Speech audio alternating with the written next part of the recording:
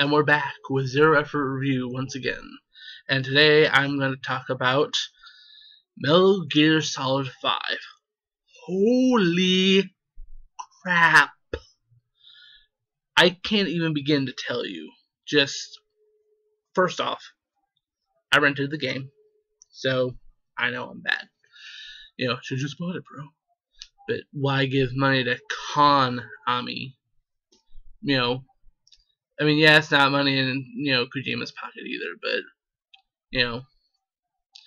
point is, play the game on 360, oddly, of all things. And I tell you, any other game like this, that's, on both the older systems and the now newer systems, almost any other time, I would expect some foul play. It's gonna have less features, or it's gonna have, it's not gonna look nearly as good. I mean, it isn't, but besides the obvious generational thing, obviously it's gonna look way better on PS4 and Xbox One. That's kind of a given. But I mean, wouldn't even look good by 360 standards. It just look really bad. Or there'd be some gameplay missing, or something. There'd be something was up. No, nope. As far as I could tell from what I played, I didn't really play the FOB stuff because I don't care about the FOB stuff. But from everything that I played, it's the same game, just not as pretty looking, as its next gen counterparts. That's the only difference as far as I can tell. But that said, even by Xbox 360 standards, it's a really pretty game. It is easy on the eyes. It's a very good looking game. But of course, the most important thing is gameplay. Graphics can't pull you in, but gameplay is important. And this, from the gameplay standard, might be the best Metal Gear that's ever been. Open world has done a world of good for this series. The thing is, it's tactical espionage action. Espionage doesn't necessarily mean stealth, as it's been in the previous entries in the series. Espionage just means spy stuff. For some people, that means stealth. For others, that means blowing crap up. And I like to mix it up. I try to sneak around, but, when, you get pushed against the wall, it's time to pull out the big guns. And you have quite the extensive library of weaponry here. God, there's so much to talk about. It's so good. I'm not gonna spoil anything, by the way, so don't worry about being spoiled. Just it looks good. The voice work is great, as I expect from a Kojima game. The voice work in his games is always good. The gameplay is phenomenal. You can literally attack. You can literally go into any situation in any way you see fit, and you can succeed. Are some ways easier? Sure.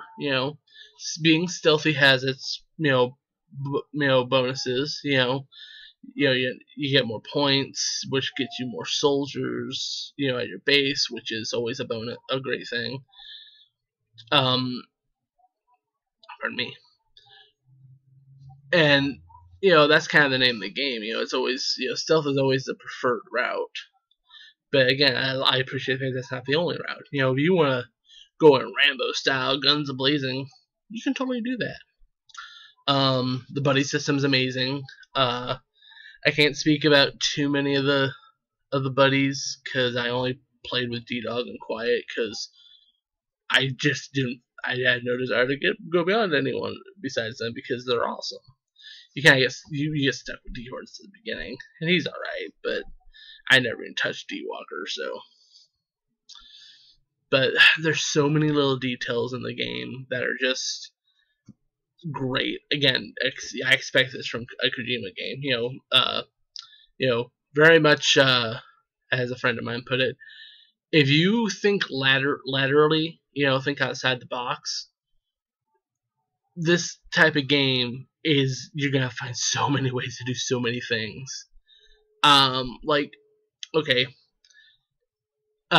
you have the Fulton device, which you can use to extract enemies and later items from the battlefield back to your home base. Nowhere in the game does it really tell you that if you climb on, say, when you get the ability to Fulton shipping containers, or does it tell you that, oh, by the way, you can climb on top of the shipping containers, Fulton them, then hold on the Fulton and extract yourself. What? And the game has no difficulty level to speak of. It responds to how you play. If you go for a lot of headshots, enemies are gonna start wearing helmets. If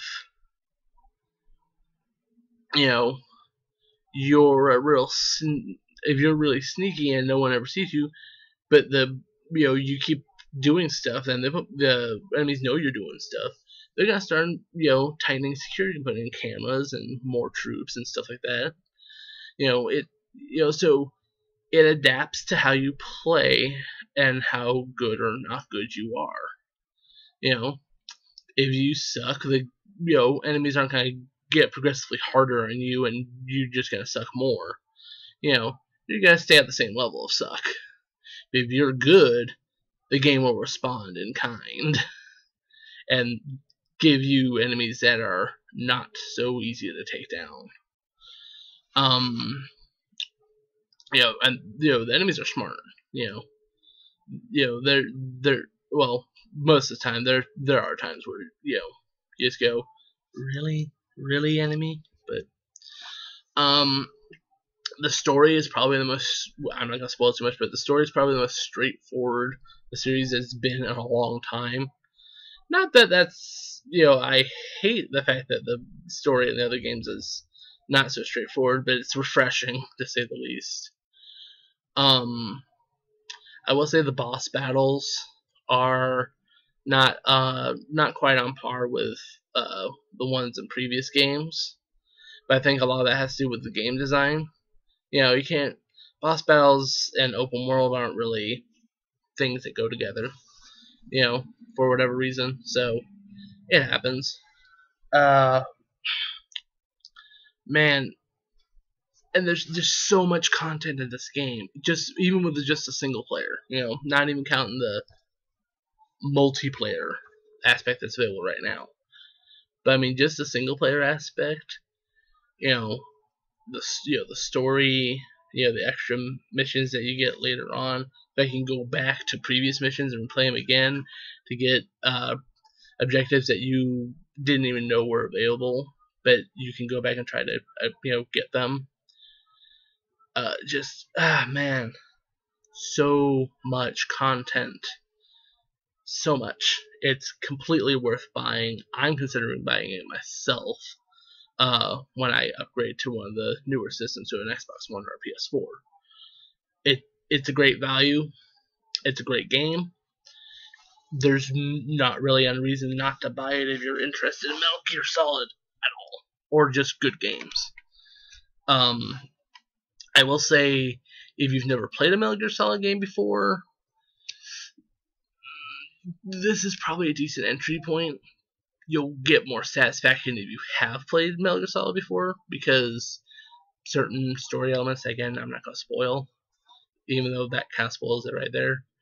But, again, it's the 5th game in the series, so obviously there's going to be story elements that, if you've played the series up until now, you're going to be like, oh my god, it's this is happening, or oh, that's how that happened, or whatever. So, yeah, conclusion, if you're into the series at all, or if you just want a really, really solid game to play, there's no reason to not buy it. None. Absolutely none. Go buy it. It's freaking great. That's the end of the review. This is probably the most effort I've put into view now. We're clocking in about like 10 minutes now. So I'll see you guys later, and see you on the next one. Bye!